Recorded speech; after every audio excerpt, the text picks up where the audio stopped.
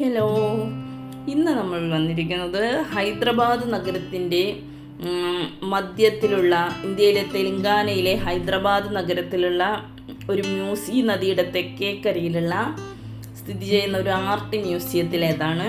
ഈ ആർട്ട് മ്യൂസിയത്തിൻ്റെ പേരാണ് സലാർ ജംഗ് മ്യൂസിയം. നല്ല കണ്ണഞ്ചിപ്പിക്കുന്ന കുറേ കലാവിരുതുകളുടെ ഒരു ശേഖരം തന്നെയാണ് സലാർ ജംഗ് മ്യൂസിയം. സലാർ ജംഗ് മ്യൂസിയത്തിലോട്ട് നമുക്ക് എൻട്രി ചെയ്യണമെങ്കിൽ ഒരു അഡൽറ്റിന് 50 റുപ്പീസും ചിൽഡ്രൻസിന് ആണെങ്കിൽ ചിൽഡ്രൻസിന് 20 രൂപയും പിന്നെ ഫോറിനേഴ്സിനാണെങ്കിൽ 250 റുപ്പീസും ഈ നമുക്ക് ക്യാമറകൾ എന്തെങ്കിലും യൂസ് ചെയ്യണമെങ്കിൽ 50 രൂപയുമാണ്. അവിടെ എഴുതി വെച്ചിട്ടുണ്ട് നമ്മൾ ക്യാമറ വിത്തൗട്ട് പേയ്മെൻറ്റ് നമ്മൾ ക്യാമറ അവിടെ യൂസ് ചെയ്യുകയാണെങ്കിൽ ഫൈന് 500 രൂപയുണ്ടെന്ന് അവിടെ എഴുതി വെച്ചിട്ടുണ്ട്. നമ്മളുടെ എല്ലാ ലഗേജുകളൊക്കെ ക്ലോക്ക് റൂമിൽ വെച്ചതിന് ശേഷം നമുക്ക് മ്യൂസിയത്തിൻ്റെ ഉള്ളിലോട്ട് പ്രവേശിക്കാനാവുന്നതാണ്. മ്യൂസിയത്തിനുള്ളിൽ ഇതുപോലെയുള്ള നല്ല കണ്ണഞ്ചിപ്പിക്കുന്ന പല കലാവിരുതുകളും നമുക്ക് കാണാവുന്നതാണ്.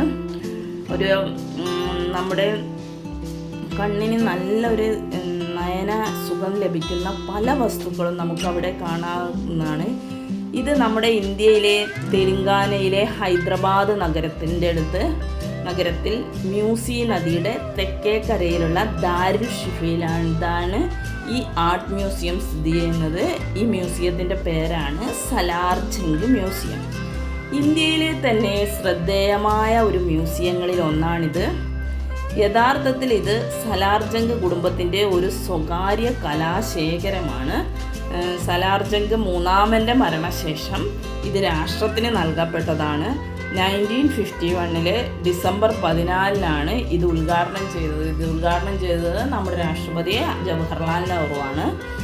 ഈ സലാർ ജംഗ് മൂന്നാമൻ Japan, China, Burma, Nepal, India, Persia, Egypt, Europe എന്നിവിടങ്ങളിൽ നിന്നുള്ള ശില്പങ്ങളും കൊത്തുപണികളും തുണിത്തരങ്ങളും കയ്യെഴുത്തു പ്രതികളും ഫർണിച്ചറുകളും എല്ലാം ഇങ്ങനെ ശേഖരിച്ച് അങ്ങേർക്ക് ഇഷ്ടപ്പെട്ട സാധനങ്ങളൊക്കെ ശേഖരിച്ച് ആ ശേഖരങ്ങളുടെ ഒരു കളക്ഷനാണ് ഈ മ്യൂസിയങ്ങളിലുള്ളത്. ഹൈദരാബാദിലുള്ള സലാർ ജംഗ് കുടുംബത്തിലെ ഒരു പ്രഭുവാണ് നവാബ് മീർ യൂസഫ് അലി ഖാൻ. അദ്ദേഹത്തിൻ്റെ ഒരു ലോകമെമ്പാടുമുള്ള പുരാവസ്തുക്കൾ ശേഖരിക്കുന്നതിനായി 35 വർഷം അദ്ദേഹം തൻ്റെ വരുമാനത്തിൻ്റെ ഗണ്യമായ തുക ചെലവഴിച്ചു. ആ പുരാവസ്തുക്കളാണ് ഈ സലാർ ജംഗ് മ്യൂസിയത്തിൽ നമ്മുടെ ജവഹർലാൽ നെഹ്റു ഉദ്ഘാടനം ചെയ്തിരിക്കുന്ന ആ സലാർ ജംഗ് മ്യൂസിയത്തിൽ വെച്ചിരിക്കുന്നത്. 1949 ആ നവാബ് മരിച്ചതിന് ശേഷം ആ ശേഖരങ്ങൾ അദ്ദേഹത്തിൻ്റെ പൂർവിക കൊട്ടാരമായ ദിവാൻ ദേവ്ദിയിൽ ഉപേക്ഷിച്ചു. പിന്നീട് അത് സലാർ ജംഗ് മ്യൂസിയത്തിലോട്ട് മാറ്റുകയാണ് ഉണ്ടായത്.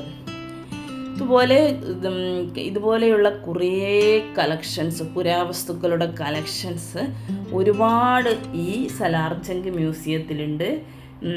നല്ല ഒരു ടൂറിസ്റ്റ് പ്ലേസാണിത്. കുട്ടികൾക്കൊക്കെ, സ്കൂൾ കുട്ടികൾക്കും ഒക്കെ സ്റ്റഡി പർപ്പസിനും ഒക്കെ പോകാൻ പറ്റുന്ന നല്ലൊരു സ്ഥലമാണ് ഈ സലാർ ജംഗ് മ്യൂസിയം.